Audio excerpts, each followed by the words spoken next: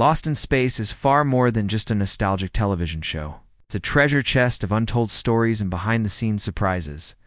While most viewers remember its quirky humor and the robot's unforgettable warning, danger, Will Robinson. Very few are aware of the production chaos that unfolded off-camera. Surprisingly, one of the show's most iconic characters wasn't even part of the original pilot. And yes, a live llama almost completely disrupted one episode's filming. If you're someone who enjoys classic science fiction, loves hearing untold backstage stories, or is fascinated by hidden moments in TV history, then you're in for a treat. We've gathered rare confessions, little-known facts, and fascinating production details from interviews, archives, and industry insiders.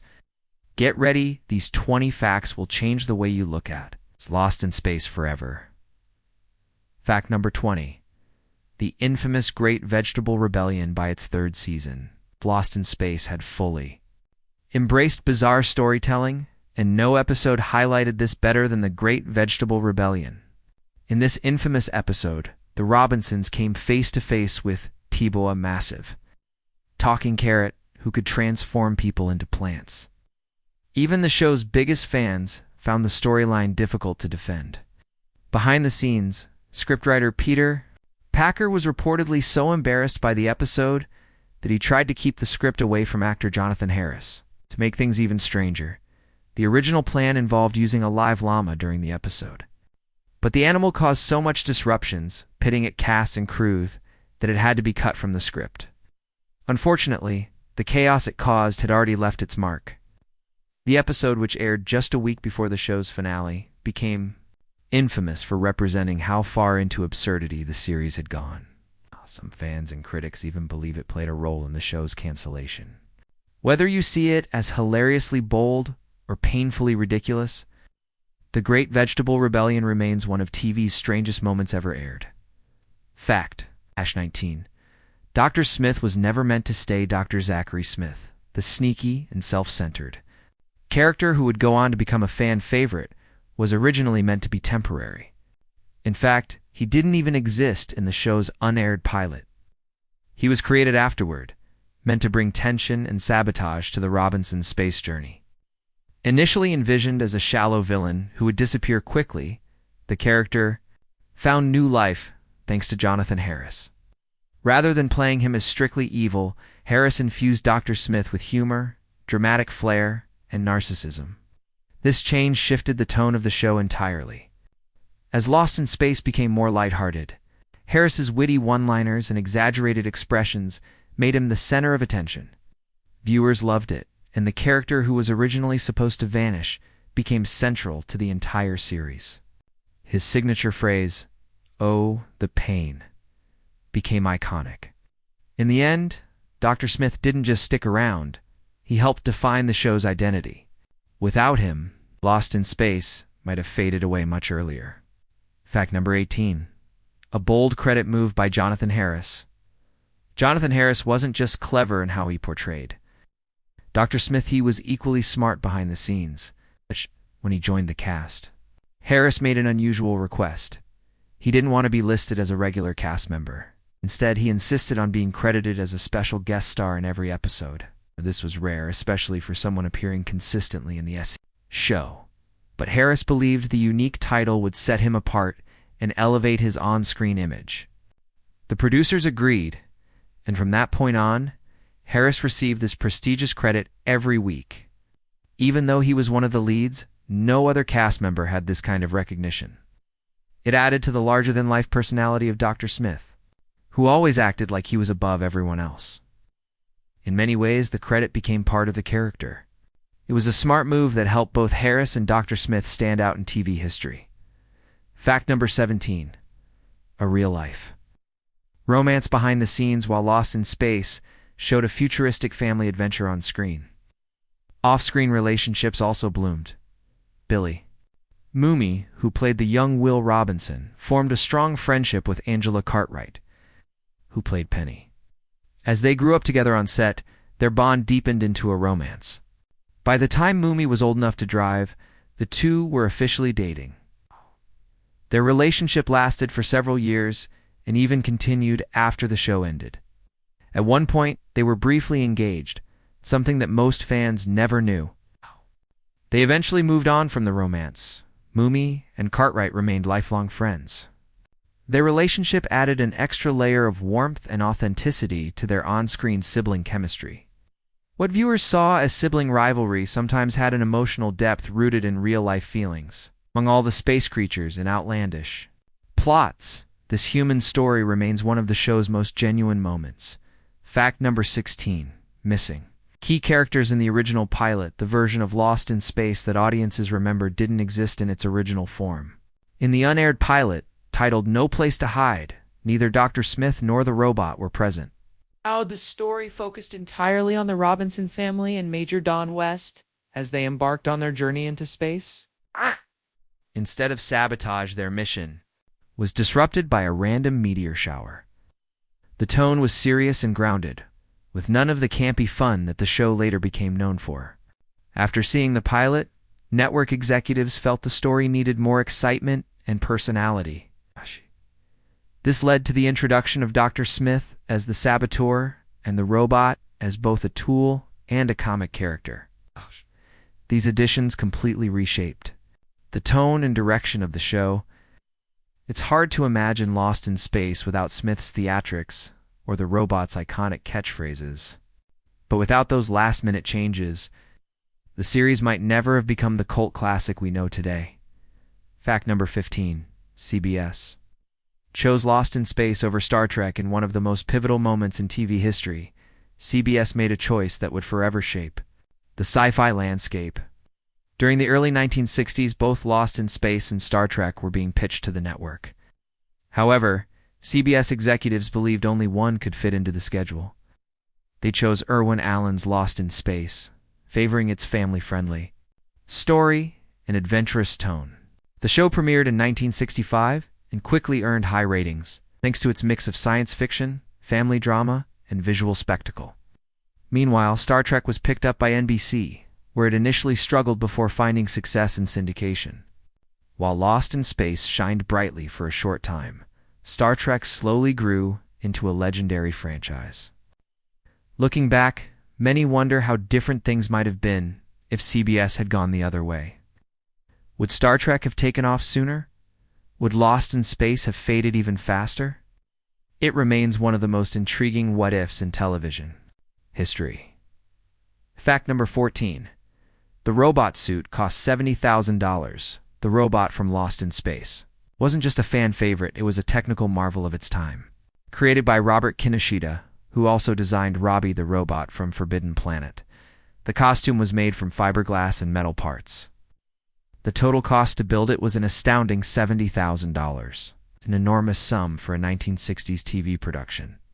The suit also weighed nearly 200 pounds, making it one of the heaviest costumes in television history. Bob May got the role of operating the robot because he was the only one who could physically fit inside the suit. However, performing in it was no easy task. Limited visibility, lack of air, and restricted movement made it extremely uncomfortable. May had to memorize all of his movements and endure long hours inside the suit. Meanwhile, the robot's voice was recorded separately by Dick Tufeld. Despite these challenges, the robot became one of the show's most beloved characters, showing just how much effort and ingenuity went into its creation. Fact number 13. Real computers on the set, Irwin. Allen's commitment to realism was on full display. When designing the Jupiter 2's interior, instead of using fake controls or props, Allen installed real computers on set. Specifically, he used Burroughs B205 computers high-tech, machines used by government agencies and labs in the 1950s and 60s. These real-world devices, with their blinking lights and sleek design, gave the ship's interior a believable futuristic look. Even though the computers weren't operational during filming, their presence added authenticity to the show's high-tech feel. This detail shows how much Allen cared about visual accuracy and how he blended real technology with science fiction. To enhance the show's impact, at a time when most TV shows cut corners, Lost in Space raised the bar for sci-fi design. Fact number 12. Inspired by a comic and a classic novel. Many assume Lost in Space was an entirely original concept, but it was. actually inspired by earlier works. The show was based on the Space Family Robinson comic, published by Gold Key in 1962.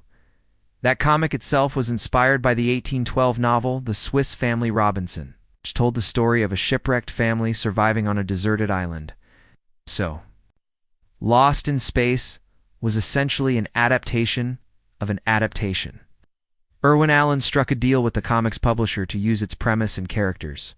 While the comic included extra elements like a talking parrot and a dog, the core idea, scientific family stranded in an unfamiliar world, remained intact. Understanding these origins adds a new layer to the show's themes of survival and exploration. It's a perfect example of how classic storytelling can be reimagined for new generations in outer space. Fact number 11.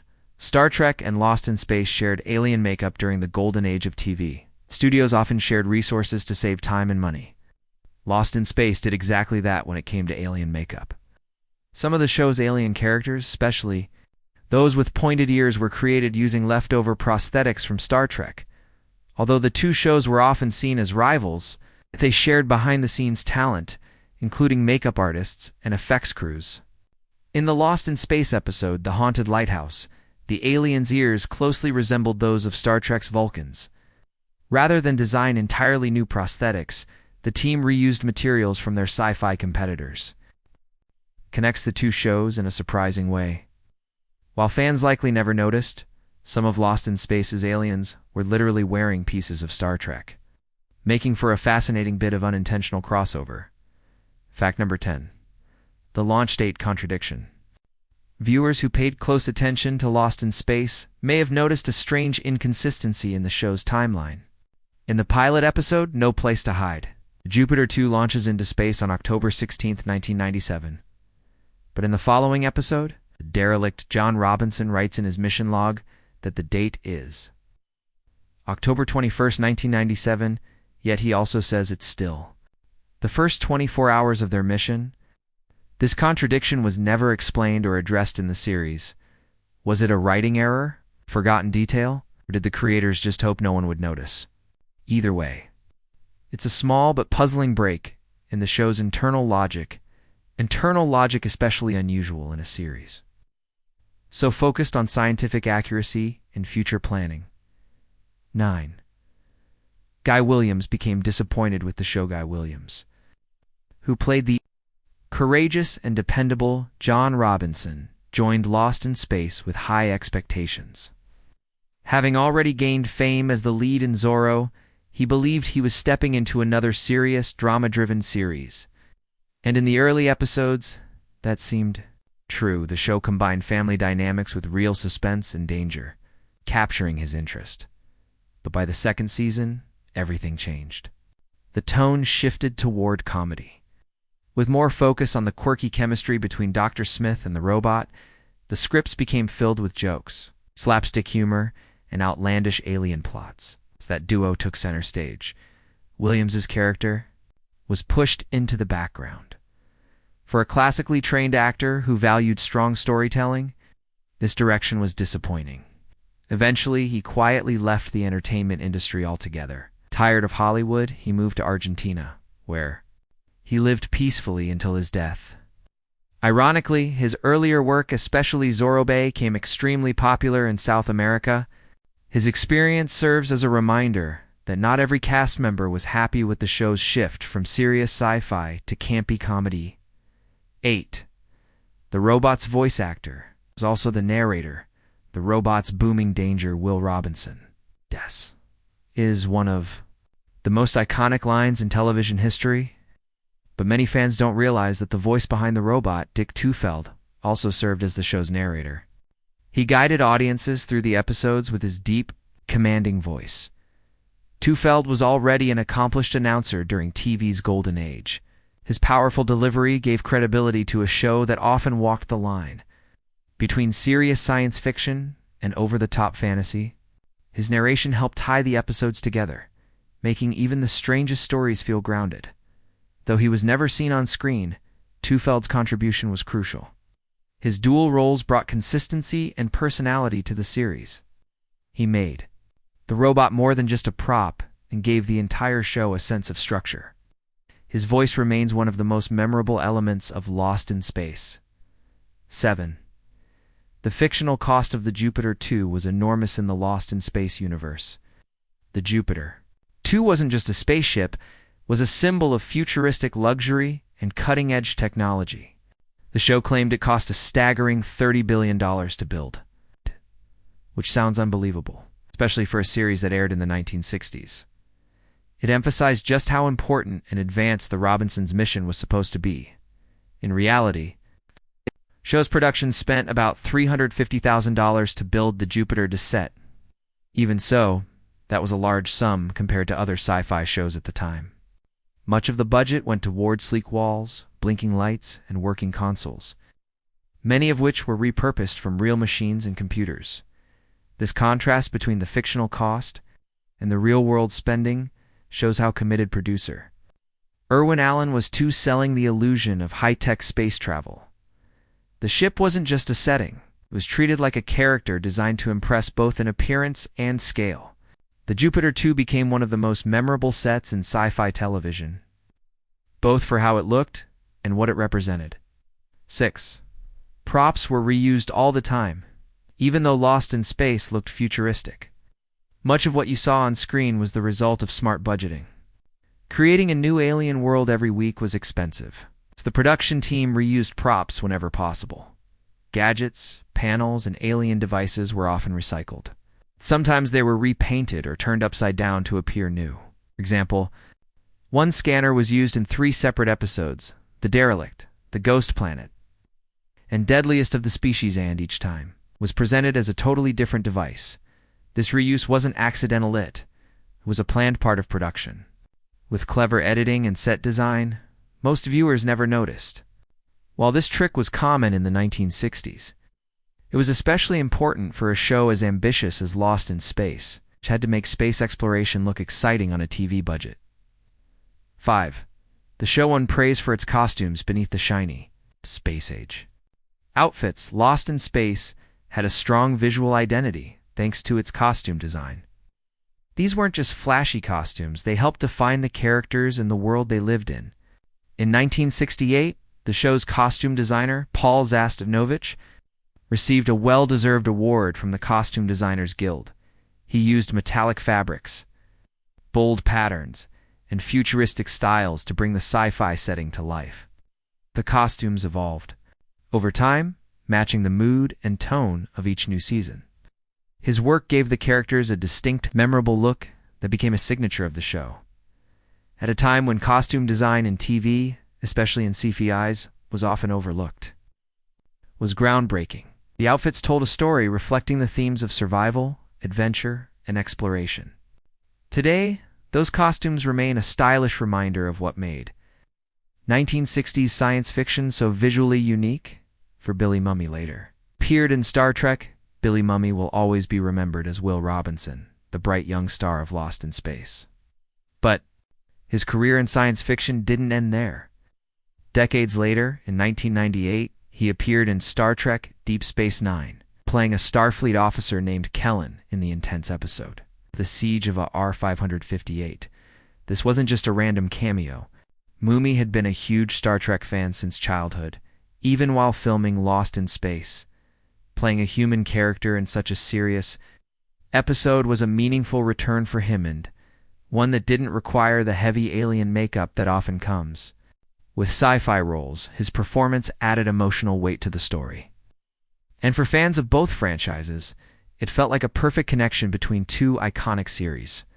Mumy proved that he wasn't just a childhood star, he was a respected actor who still had something powerful to contribute to the sci-fi world. 3. The robot's lights were controlled by the actor's head, though the Lost in Space robot appeared futuristic on screen. The technology behind it was surprisingly basic. Inside the bulky 200-pound fiberglass suit was stuntman Bob May. He didn't just walk around in it, he also had to manually control the robot's blinking lights. There was no remote or automatic system. Instead, May had to press a hidden button. Using his head while delivering lines and moving around inside the cramped, hot suit, he memorized the timing of each scene and had to hit his cues perfectly. all while barely being able to see. This added an extra layer of complexity to the performance. What looked high-tech to viewers was actually the result of low-tech improvisation. It's a perfect example of the kind of hands-on creativity that defined 1960s television, and it made the robot's presence even more impressive. 2. Irwin Allen also made a Swiss Family Robinson movie. Although Lost in Space was based on the Swiss Family Robinson, creator Irwin Allen wasn't finished with the original story. Almost a decade after Lost in Space ended, Allen produced a more faithful adaptation of the 1812 novel. In 1975, he released a made-for-TV movie titled The Swiss Family Robinson, starring Martin Milner, Willie Ames, and a young Helen Hunt. Though it didn't become as popular as Lost in Space, it reflected Allen's continuing interest in stories about families overcoming adversity, whether space or on Earth. The project also highlighted the contrast between fantasy adventure and realistic survival drama, showing how Allen could move between genres while telling similar stories. 1. The theme song was composed by John Williams Long, before he became the legendary composer behind Star Wars, Jaws, and Jurassic Park. John Williams, then known as Johnny, was a young composer looking to make his mark in Hollywood. At age 33, he was hired to compose the theme for Lost in Space, giving him one of his earliest television credits. Today, Lost in Space is remembered not just for its quirky characters and wild plots, but also for launching the musical career of one of the greatest film composers in history. His work on the series paved the way for the epic themes that would later define modern cinema.